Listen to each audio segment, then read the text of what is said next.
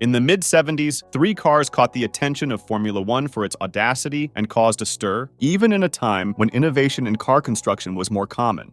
The Tyrrell P34, March 240, and Williams FW08B used 4 small wheels in conjunction with 2 normal ones instead of the traditional 4. The hypothesis was simple. Smaller wheels should improve the car's aerodynamics, and each team applied the proposal in its own way. The idea seemed to have a lot of potential, but only the P34 competed seriously on the tracks. In the end, why did the additional wheels work, and why were they banned? The P34, which simply means Project 34, was a 6-wheeled car developed by Derek Gardner, chief designer at Tyrrell. After Jackie Stewart's retirement in '73, the team struggled to find the path to success again. In September 1975, Gardner's ambitious project came to fruition. The 10-inch front wheels, approximately 254 millimeters, were supposed to fit in front of the car, protected from the airflow by the spoiler, with the second axle serving to increase contact with the ground. The model was initially presented to the public at the Heathrow Hotel, causing widespread astonishment among journalists and experts who had not seen the smaller wheels yet. The first tests were conducted at Silverstone on October 8, 1975, and the car debuted the following year, in '76. The driver lineup at the time was Jody Scheckter and Patrick Depailler, and with it, the team managed to score points in almost every race on the calendar. At the Swedish GP, Tyrrell achieved a 1-2 finish with Scheckter's victory. The drivers finished the year in 3rd and 4th places in the championship, behind only Niki Lauda and James Hunt. Despite the result, Scheckter left the team, calling the car a piece of junk. For the '77 season, the team hired Ronnie Peterson and made some changes to the car's design, making it less competitive. Heavier and wider, the car put more pressure on the front wheel set, hampering performance. To try to solve the problem, the wheels were slightly raised, becoming higher than the area where they should hide. Exposed, they ended up eliminating the advantage they were supposed to provide. The following year, the team gave up on the project due to the difficulty of handling and maintaining it. But in the end, what was the idea behind the small wheels? During the mid-70s, a rule change lowered the front wing's height relative to the front wheels, preventing it from covering them when viewed from the front. The solution found by Gardner was smaller wheels in greater quantity, capable of fitting in front and being covered by the front wing even with the change. Thus, the drag caused by the wheels would decrease, increasing speed. With that, the hidden wheels would also clear the airflow, leaving it to the rear wing as clean as possible.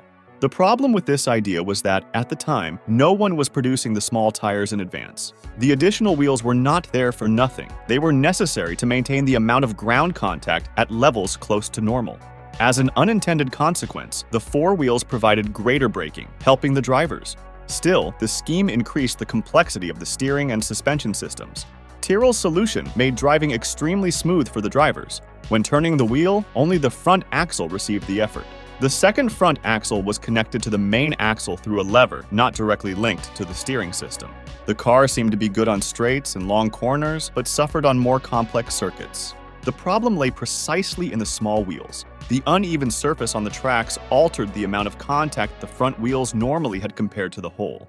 Goodyear also ended up sharing the blame, as it was not being able to develop the exclusive tires properly for the team. The brand was the sole tire supplier for the category at the time, and it had to produce the smaller tires exclusively for Tyrrell. Because of this, manufacturing simply did not profit, as the product was produced for only one team to use. Still regarding tires, since the wheels were smaller, they were exposed to higher temperatures and wear. With the temperature higher than normal, the tires ended up overheating together, causing even more problems for the team to solve.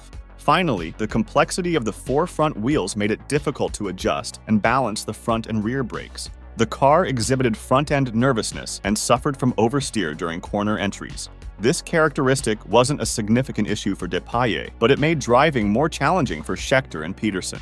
After their passage through Formula One, the built cars became collector's items, occasionally appearing in classic car races and at the Goodwood Festival. Nowadays, the manufacturer Avon produces tires exclusively for car owners, and they have been competitive in historic F1 races. The idea of a 6-wheeler car in the category did not die with the P34. The March team developed its version of the car in 1976, following the same concept as Tyrrell, with one difference. Instead of having 4 wheels positioned at the front, the team decided to put the additional wheels at the back. Robin Hurd, the team's chief designer, realized that the rear wheels received the air that the smaller front wheels did not receive, reducing the potential of the P34. With the problem detected, Hurd imagined that the solution would be simple. Instead of using 4 small wheels hidden at the front, the March car could use 4 smaller wheels in place of the huge rear wheels. Since they had the same diameter as the front wheels, the drag would decrease considerably. Work began with chassis 761, and the rear wheels provided the same level of grip as the 2 large wheels typically would. This solved another problem faced by Tyrrell. Since the size was the same as the front wheels, it was not necessary to order special tires exclusively for March, as the team could use front tires in place of the rear ones. The project seemed to evolve well, but the team did not have the same big funding as Tyrrell. This translated into budget constraints that were already quite tight. Expensive and difficult to produce, one of the alternatives to cut costs was to use the 5-speed manual transmission from Hewland, the DG400.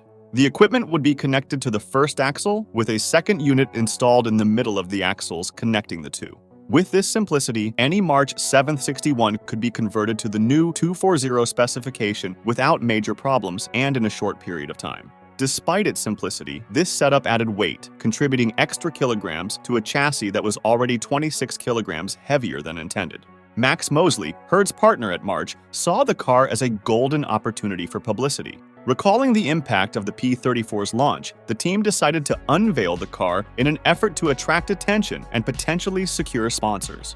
A prototype was revealed in November 1976 and caused a stir. Photos of the car appeared in magazines across Britain, including Autosport, and the first test was conducted at Silverstone with Howden Ganley at the wheel. It didn't take long for the gearbox to break, revealing the model's major problem. The additional axle placed significant strain on the equipment, and due to its complexity, repairing the part during maintenance was not feasible. The solution was to remove the second gearbox and leave the axle loose. Since the track was wet, the 240 could not be pushed to the limit, fooling the journalists who were present. Unable to raise funds, March shelved the project until February of '77, when a second test was conducted.